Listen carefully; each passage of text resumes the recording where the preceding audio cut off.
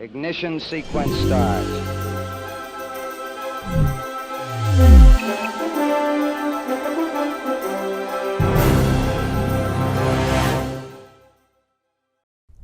Good morning. You're looking at Mission Control Houston, the International Space Station Flight Control Room at the Johnson Space Center in Houston, and the team of specialists who are keeping an eye on station systems as the first 24 hours of Expedition 63 passes quietly into history.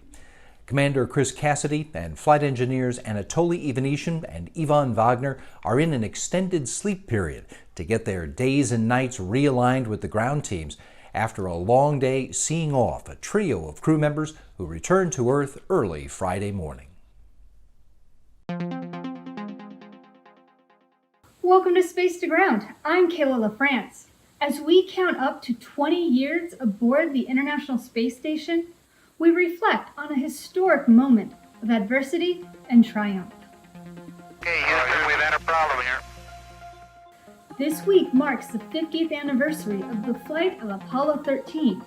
During that mission, flight controllers on the ground and the crew on board worked together to turn a life-threatening situation into what has been called a successful failure.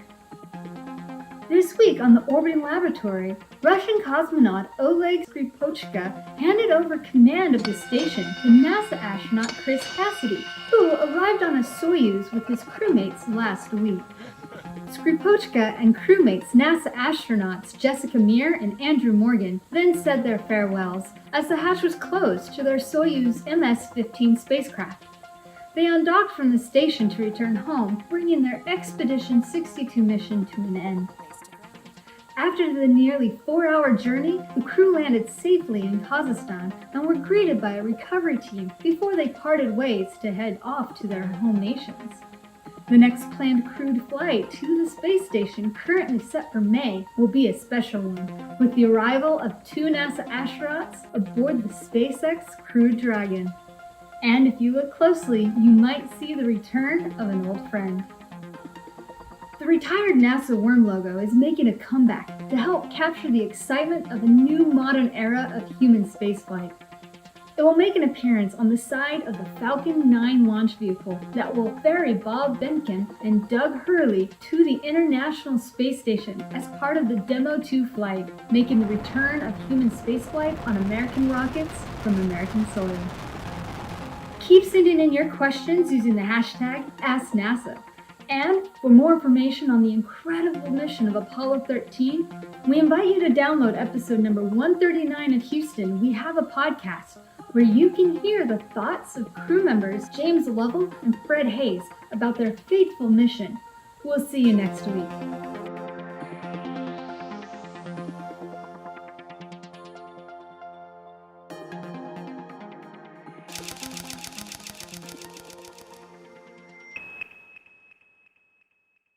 This mission is Chris Cassidy's third visit to the International Space Station, his first assignment as station commander.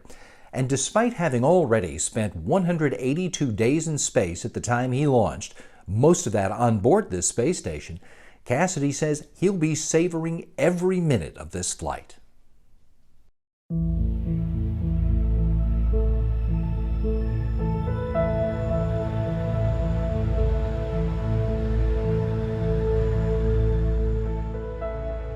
The space station is much bigger than people think. You know, when you tell people that I'm going to go live in space, they're picturing this tiny thing where you've got to turn your shoulders, excuse me, to pass each other in the hallway like a cramped submarine. But it's big. And you can spend a whole day and never see a crewmate except for maybe a meal. The other thing people don't realize, it's a machine, just like your car or your house or your air conditioner. It's gonna break, and stuff does. It's just the nature of machinery. Because people sometimes, what, it broke? What do you mean NASA has a thing that's broken in space? Well, yeah, it's a machine, it's gonna break. And that's what we need to do, is keep it running. At the end of the day, there's several things in a mission that requires a person to turn a wrench and fix it. On my first mission, I was a shuttle crew member and we were helping construct the space station. My second mission as a space station crew member, we were just kind of getting up on step on really pushing the science systems of the space station and getting the most out of all of the assets that the space station has to give for science and research. Now I think we are just humming along with the science and research. The greater community and particularly the specialists in Building 30 and Mission Control really know how to run the space station and keep it going well so that we can devote tons of astronaut hours to science.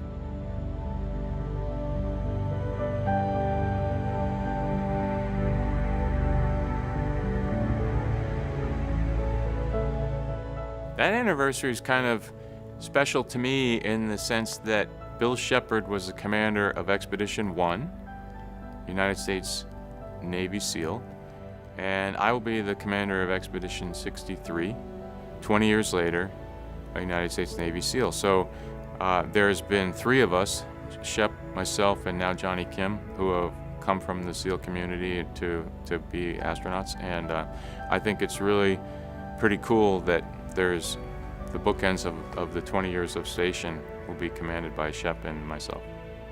What am I looking forward to most on this mission? This is my 3rd one, and I am going into it with the mindset of I'm going to cherish every single day that I'm there, because it might be the last days that I get to look out the cupola window and see Earth.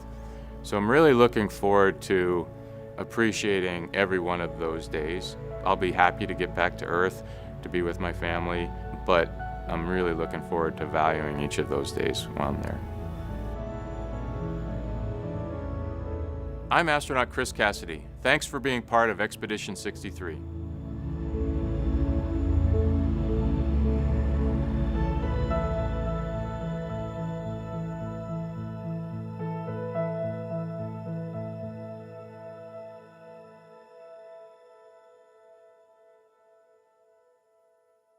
The mission of the International Space Station includes figuring out how to support the human crew members during long-duration missions away from the safety of Earth, plus promoting international cooperation, serving as a home for scientific research that can't be done on the ground, and being a test bed for future technologies, things we'll need to support our plans to explore farther than before in the years to come.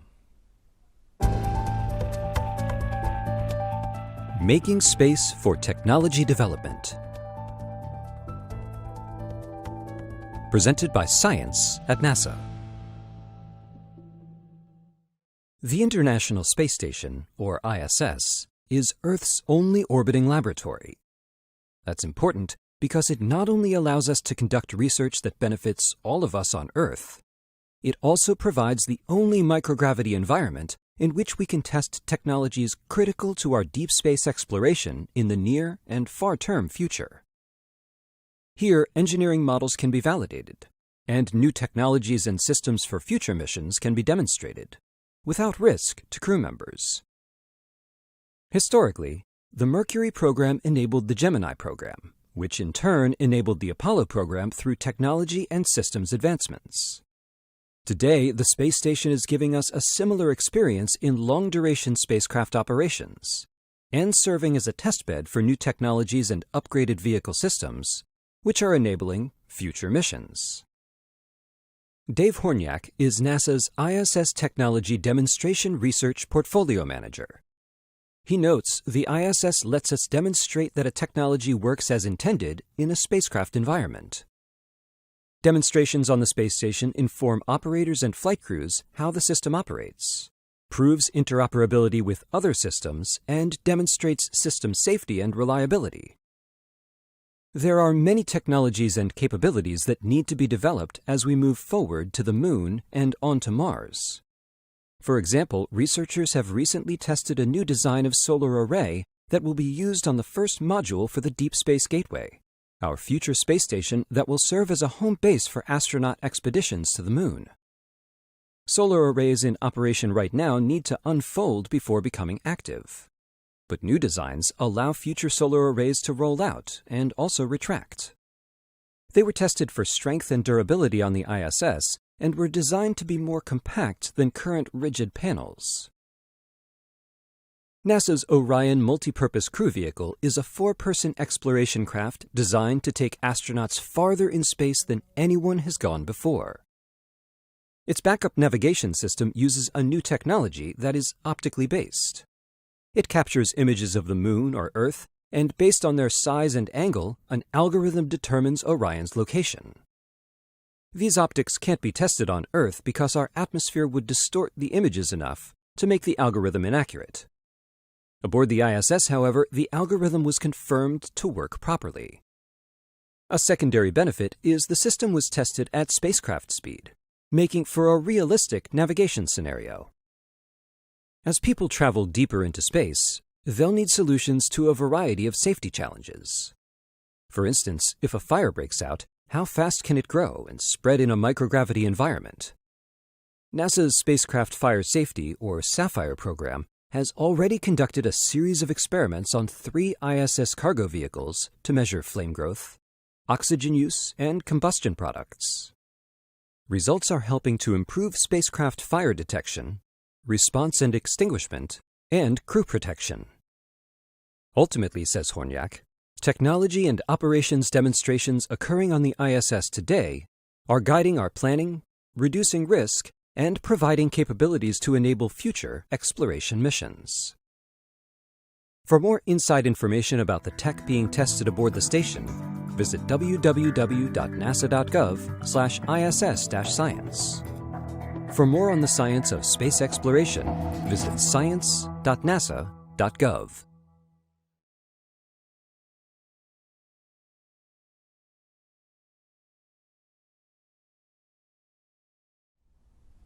In addition to being the hands-on laboratory assistants for science research in space, the International Space Station's crew members spend some of their time sharing the experience and working with students to teach them more about scientific concepts.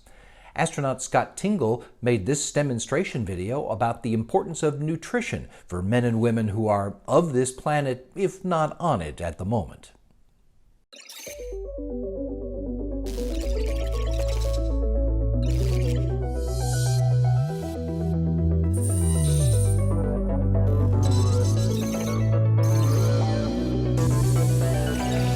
Hello, and welcome to the International Space Station. My name is Scott Tingle. Here on the space station, we live in a microgravity environment, which makes eating here a very unique experience. To stay healthy, we have to maintain a nutritious diet, just like we would back on Earth. Let's go take a look at some of our food and drinks and check out our meal preparation area. During long-duration spaceflight, we have to make sure that we receive enough energy, proteins, and vitamins. Our food lab back on Earth makes sure we get plenty of each as they carefully prepare, test, and package everything. We combine all of this excellent nutrition with exercise to ensure our bodies stay healthy and strong while we're here. We eat 3 square meals a day, just like we do on Earth, and maybe throw in a snack or two. One of my most favorite foods to eat are natural raisins. Here on Space Station, we have to keep our calories up if we want to get all our work done. And the carbohydrates in these raisins really help. And they're kind of fun to eat, too.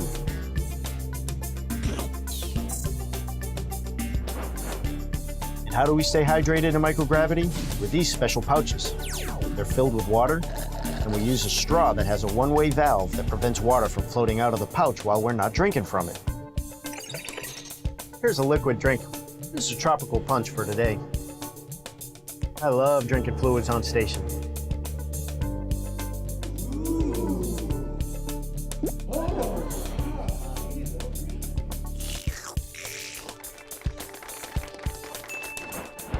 Here on station, we have a pretty cool food preparation area.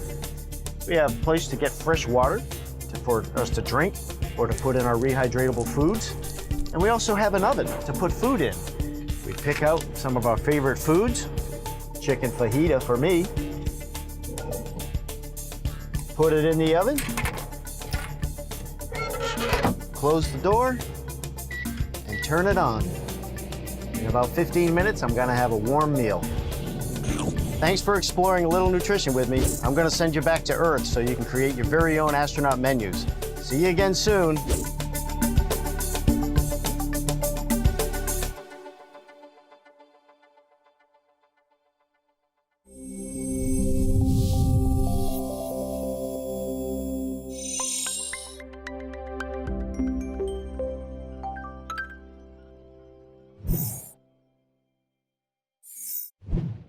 Today, April 17th, is the 50th anniversary of one of the milestones at NASA, the splashdown of Apollo 13, with the astronauts alive and mostly well after an onboard explosion canceled their plans to land on the moon.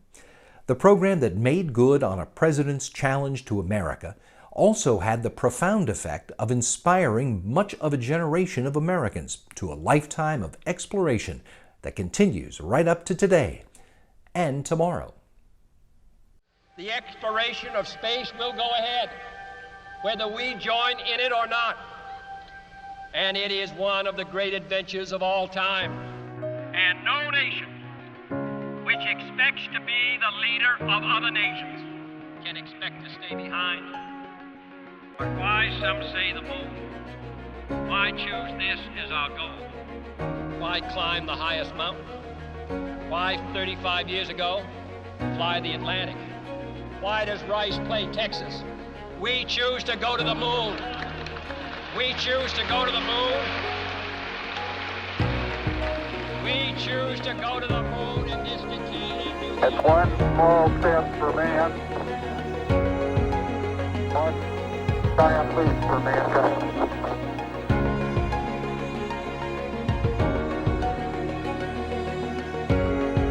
Expedition 12 Commander Bill MacArthur with a greeting for his Expedition 11 counterpart.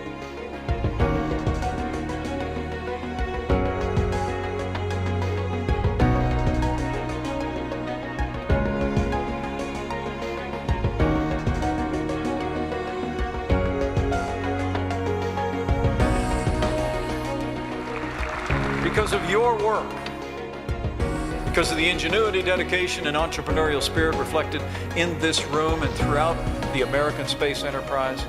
Since the end of Apollo 11, we've forged incredible breakthroughs in our technology that have allowed us to go further, more safely in space than ever before.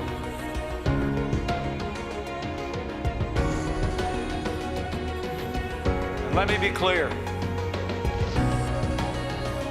The first woman and the next man on the moon will both be American astronauts.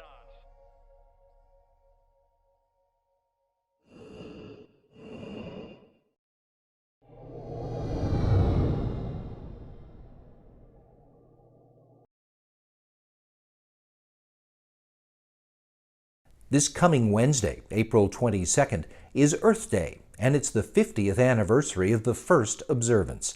Check nasa.gov/Earth Day for all the events NASA's planning in recognition.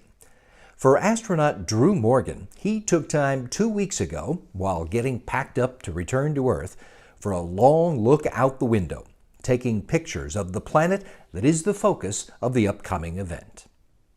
It's April 6th, 2020. It's early in the morning on our really long day, like an 18-hour day where we're going to do SpaceX release. And so I've got some free time, and I was going to do a little bit of photography with this 16mm lens, which is a wide-angle lens.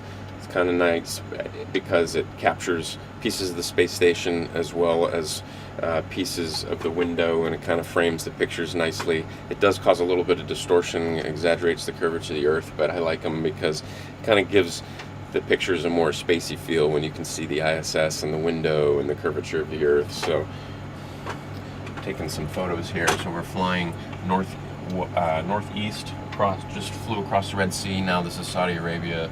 We just saw the Nile River a second ago.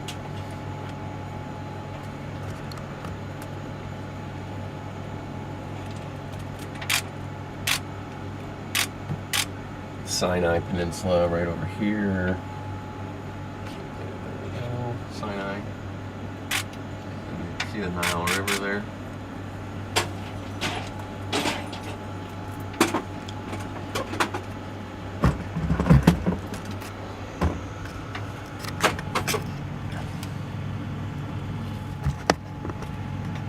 There we go. So that's the Sinai, Red Sea. Let's see the Mediterranean. I like this perspective better.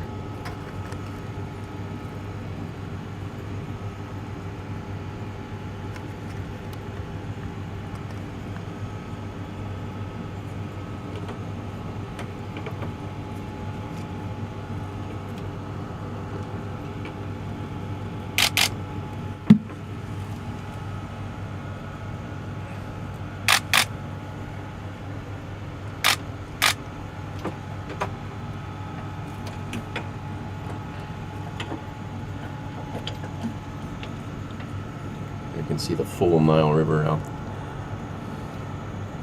in the distance there. This is one of my favorite views, one of my favorite passes is coming over this corner of the Middle East, Africa. It's almost always clear. Oh, there's cool. That's cool. There you can see all of Israel. I'll take a shot of that.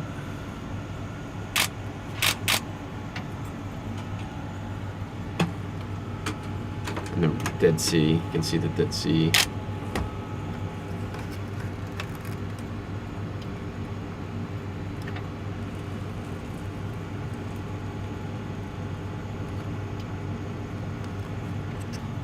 Open these windows.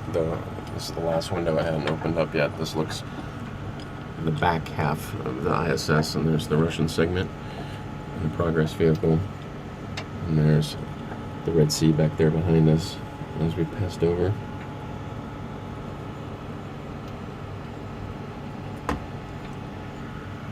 And then straight up, this is called window 7.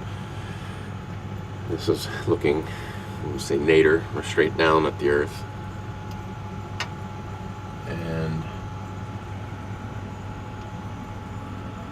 And then over here, if you look over here,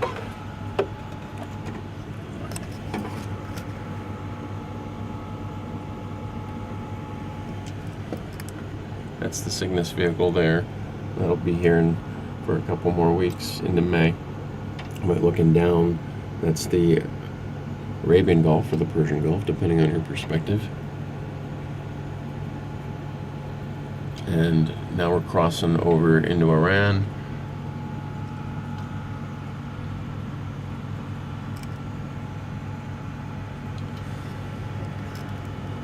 That's what I suspect this is. Maybe pieces of Iran right here.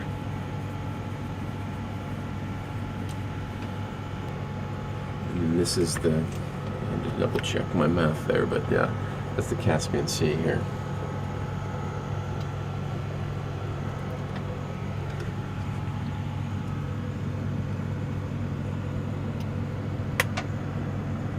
The Caspian Sea is beautiful as well. It's huge. First of all, enormous. I just can't get over how big it is. And then it has some really unique colors in the waters. The these look tropical.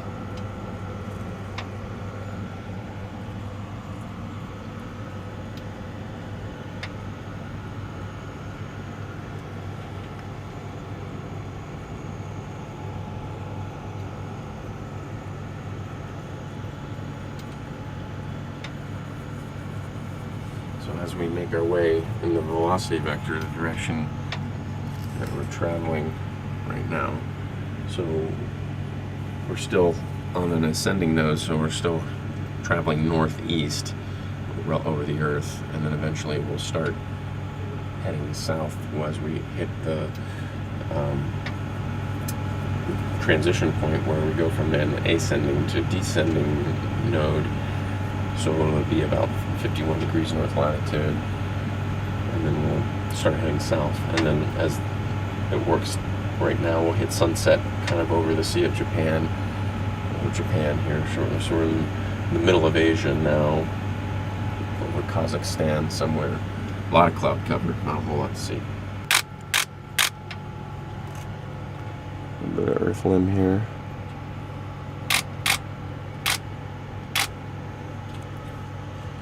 All right, well, that's a morning. I just got up, unshaven, tore out the cupola, taking some pictures with a 16mm lens at the beginning of a very, very long day.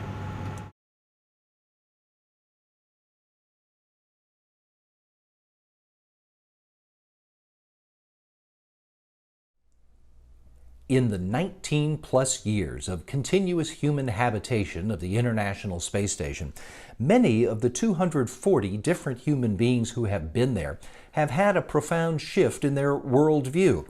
Apparently, looking down on the entire world, as Drew Morgan was just doing for our benefit, has that effect on people. In fact, the phenomenon has a name. It's called the overview effect.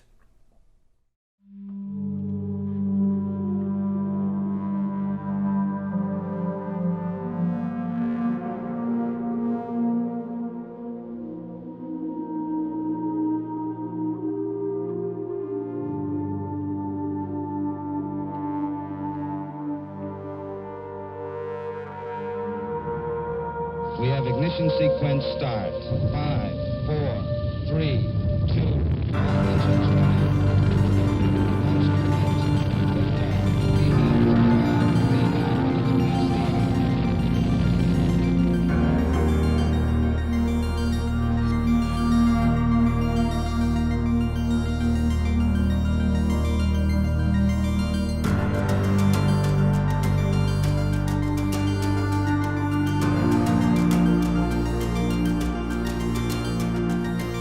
My first sunrise from the Soyuz is a moment I will never forget. You couldn't wipe the smile off of my face. It was really amazing.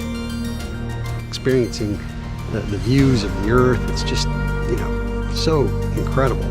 It's just almost overwhelming when you first see it.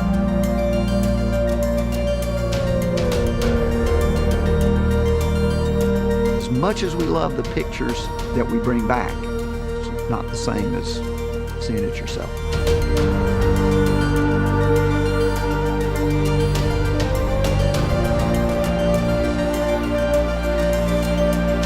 There's no words to come close to the ever-changing picture that I see staring at this planet.